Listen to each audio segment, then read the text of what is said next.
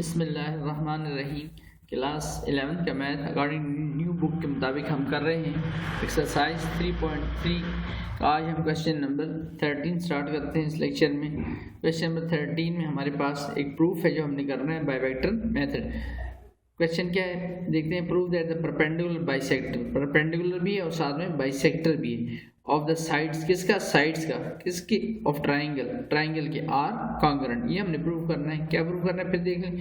Prove that the perpendicular, एक बात perpendicular में पता चल गई, दूसरा परपेंडिकुलर के साथ वो बाइसेक्टर भी है। ये परपेंडिकुलर बाइसेक्टर ये किसके हैं, साइड्स के। साइड्स किसकी हैं, ट्राइंगल की। आर उनको शो करना है, क्या शो करना है, कॉन्करेंट शो करना है। कॉन्करेंट शो करने के मतलब क्या होता है, कॉन्करेंट मींस ये आपकी जो तीनों साइड से परपेंडिकुलर आ रहे हैं। अगर मैं परपेंडिकुलर, ये परपेंडिकुलर है, दूसरा परपेंडिकुलर ये है, तीसरा परपेंडिकुलर लेट्स से ये तीनों एक पॉइंट पे मिल रहे हैं, एक पॉइंट पे मिल रहे हैं। इट मीन दैट ये जो पॉइंट है ये इनका पॉइंट ऑफ कंकरेंसी है, यानी तीनों का एक जगह से पास होना। जैसे ऊपर वाले डायग्राम में भी आप देख सकते हैं, तीनों पॉइंट्स का एक जगह से पास होना क्या कहलाता है, कॉन्करेंट। यानी तीनों एक जगह पर आके मीट करें, यानी ये पॉइंट यहाँ है, एक पॉइंट यहाँ से आ रहा है परपेंडिकुलर, एक पॉइंट यहाँ से। ये जो पॉइंट है सेंटर का, ये इसका क्या होगा, कंकरेंसी पॉइंट होगा। तो हमने यही प्रूव करना है इस थ्योरम में। तो स्टार्ट करते हैं। बस ये इन्फॉर्मेशन गिवन है, कोई पॉइंट वगैरह हमें गिवन नहीं। बहुत ही इंपॉर्टेंट सवाल है। स्टार्ट करते हैं। सबसे पहले इसकी डायग्राम हम स्केच करते हैं यहाँ पर। तो डायग्राम मैंने बनाई है, देखिए मैंने जस्ट एक सिंपल एक ट्राइंगल बनाई है। ये कोई राइट एंगल ट्राइंगल नहीं है, जस्ट एक ट्राइंगल हमने बनाई है। ट्राइंगल बनाने के बाद हमने इसके वर्टेक्स को नाम दे दिए A, B और C, A, B and C। तो यही मैंने यहाँ लिखे देते, साथ साथ बताता भी जा रहा हूँ, साथ साथ आपको वो वैल्यूज लिखवाता भी जा रहा हूँ जो मैं ले रहा हूँ। Let A, B, C be the vertices of a triangle. ये हमने वर्टिसेस ले ली। अब आप देख रहे हैं साथ मैंने लिखा हुआ है, आगे ब्रैकेट में स्मॉल है, यहाँ पर स्मॉल b और यहाँ पर स्मॉल c। तो ये क्या हो जाएगा, वर्टिस ऑफ ट्राइंगल। एंड ए के ऊपर हमने यहाँ पर वेक्टर की नोटेशन डाल लेनी, यहाँ पर भी स्मॉल c के ऊपर भी और स्मॉल b के ऊपर भी। ये आपकी क्या है, A, B and C are the position vectors of a triangle. Triangle के क्या है, ये पोजीशन वेक्टर हैं। किसके, पोजीशन वेक्टर हैं जो इसकी साइड्स है। वर्टिसेस किस वर्टिस का, A पोजीशन वेक्टर है किसका, A का। C पोजीशन वेक्टर है किसका, C का। B position vector small b vertex position vector है किसका, वर्टिस b का। तो ये हमारे पास वर्टिस पोजीशन वेक्टर आ गए। अब हम यहाँ से एक परपेंडिकुलर ड्रा करते हैं। परपेंडिकुलर के साथ दूसरी कंडीशन हमें याद रखनी कि परपेंडिकुलर क्या हो, परपेंडिकुलर साथ में क्या हो, बाइसेक्टर भी हो। बाइसेक्टर उस वैल्यू को कहा जाता है, याद रखें, जब कोई लाइन हो आपके पास और दूसरी लाइन उसके ऊपर बिल्कुल एग्जैक्ट उसके मिड में आई, यानी इधर भी बिल्कुल हाफ हो और इधर भी बिल्कुल हाफ, तो ये परपेंडिकुलर बाइसेक्टर होगा। लेकिन अगर कोई लाइन ऐसे आती है, ये लाइन तो है यहाँ पर हमारे पास, लेकिन उसके ऊपर ये परपेंडिकुलर गिरा। अब देख सकते हैं आप परपेंडिकुलर इधर गिर गया। यहाँ पर अगर मैं लाइन थोड़ा सा बढ़ा दूँ, इधर लाइन को देखें और इधर लाइन को देखें, तो ये इक्वल, इवन स्टीवन नहीं, बराबर नहीं है। तो ये परपेंडिकुलर जरूर है लेकिन बाइसेक्टर नहीं। बाइसेक्टर वो होगा जो लाइन को बिल्कुल आधे आधे हाफ में, बिल्कुल एग्जैक्ट हाफ में और हाफ में क्या कर देगा, डिवाइड कर देगा, तो उसको परपेंडिकुलर बाइसेक्टर कहते हैं। तो हमने ट्राइंगल बनाते हुए इस चीज़ का ध्यान रखना है कि जब हम ट्राइंगल बना लिए, साइड से ट्राइंगल की साइड है AB, दूसरी है BC, तीसरी है CA या AC। तो बिल्कुल एग्जैक्ट मिड से मैंने लाइन उठाई है, देखिए यहाँ से यहाँ तक, इधर भी मिड हो गया और इधर भी बिल्कुल हाफ मिड। तो ये लाइन मेरे पास आ गई परपेंडिकुलर बाइसेक्टर। इसको उस वर्टेक्स तक नहीं लेके जाना आपने, बस इधर रोक दें। देन उसके बाद नेक्स्ट उस पर आता हूँ, तो इधर देखें इस लाइन का मिड अंदाजन ये बनता है। आपने फुट रख के करना है, तो यहाँ से मैंने एक लाइन ली है यहाँ पर, तो इवन स्टीवन हो गया। देन थर्ड लाइन भी ऐसे एज इट इज, बिल्कुल बिल्कुल इवन स्टीवन बराबर बराबर वो रखने आपने। अब ये जो आ गया, ये इसका मिड पॉइंट आ गया किसका, B और C का। तो B का पोजीशन वेक्टर तो B था, C का पोजीशन वेक्टर C था, तो इनका मिड पॉइंट जो निकलेगा वो हमने 9th क्लास में तरीका पढ़ा हुआ है, दो वैल्यूज को ऐड करना, डिवाइडेड बाय 2। तो वही काम है यहाँ पर करना है, B vector position vector plus C vector divided by 2। ये हमारे पास किसकी वैल्यू आ गई, हमारे पास B की वैल्यू आ गई। आगे चलते हैं next.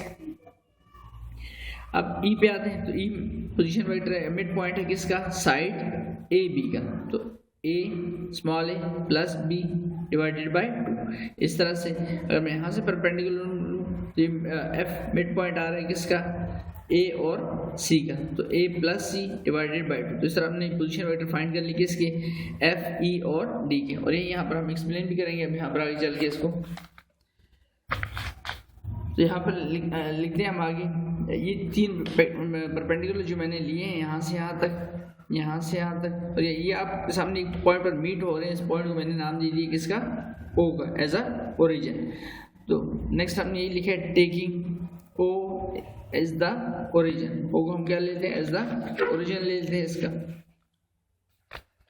O as the origin, ताकि वाज़ेह पढ़ा जाए आपसे। ओ को हमने एज द ओरिजिन ले लिए। अब उसके बाद A B C having mid point, ये जो ट्राइंगल हमारे पास है ए बी सी, इसकी मिड पॉइंट है हमारे पास A B C having mid point D. D mid point किस साइड का, डी मिड पॉइंट है बी और सी का। At B C E mid point है एट ए बी, ई आपके सामने ई मिड पॉइंट किसका, ए और बी का।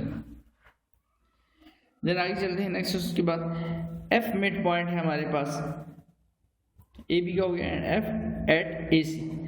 एफ मिड पॉइंट है आपका ए और सी साइड का। ये हमने मिड पॉइंट बता दिए respectively.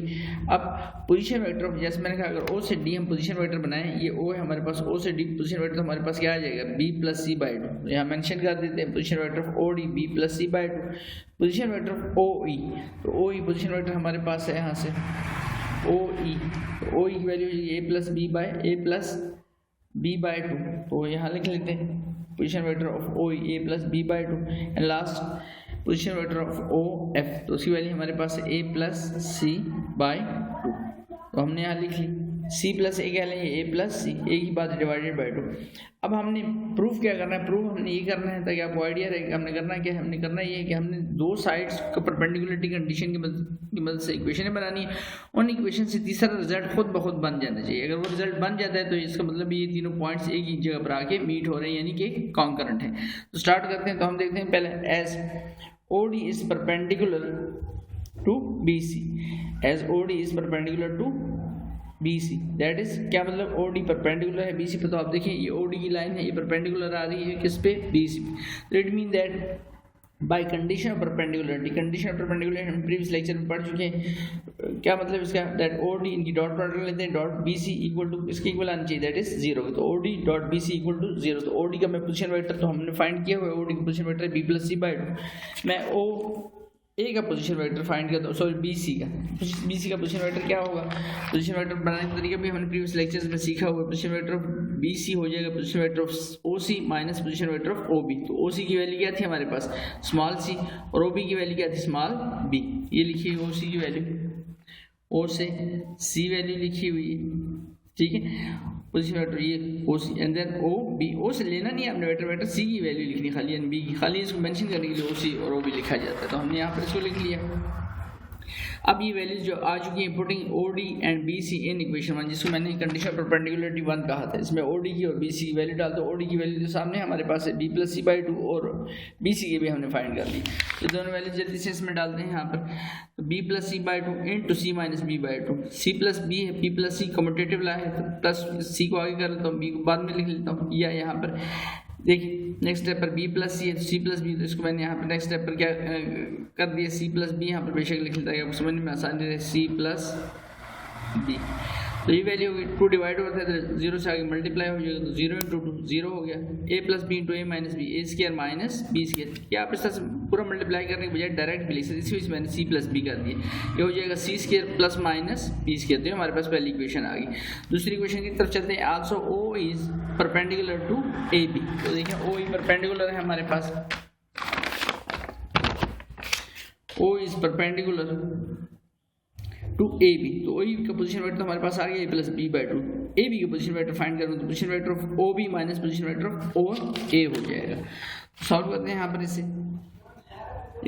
Also O is perpendicular to A B by condition of perpendicularity O E dot A B equal to zero. इसको टू कह दिए। अब ए बी वेक्टर फाइंड करते हैं, position vector of O B minus position vector of O A.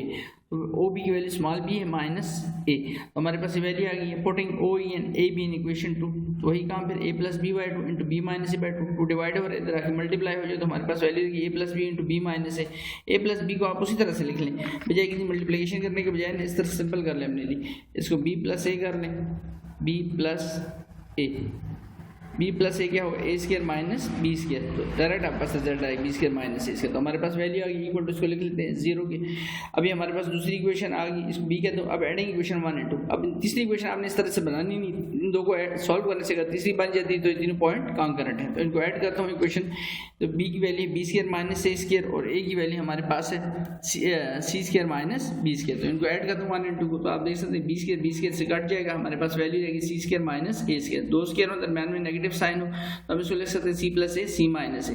तो अगर मैं दोनों को लेफ्ट साइड को राइट साइड को 2 से डिवाइड कर दूँ तो dividing by 2 on both side, यहाँ पे भी डिवाइड कर दिया और यहाँ पर 0/2 लिखेंगे तो जस्ट आंसर क्या रहेगा 0। तो इसे यहाँ पर मैंने लिखा नहीं उसको। अब बता c प्लस a/2, मैंने इंटेंशनली इस प्लस वाली वैल्यू के नीचे इसको लिखा है, आ दोनों के नीचे रहा है, लेकिन c प्लस a/2 किसकी इक्वल हो जाएगा, c plus a plus c/2 ये हो जाएगा आपका OF वेक्टर और AC c माइनस a तो AC। तो इसका मतलब ये हमारे पास इससे रिजल्ट खुद ब खुद दो रिजल्ट को सॉल्व करने से बनने लगे हैं। ये वैल्यू हमारे पास आ गई OF की एंड c माइनस ये आ गया CA। तो इसका मतलब क्या OF परपेंडिकुलर हो गया किस पर, CA पर। हेंस दो को सॉल्व करने से रिजल्ट बन गया, तो it mean that perpendicular bisector of triangle are concurrent. तो इस तरह से हमने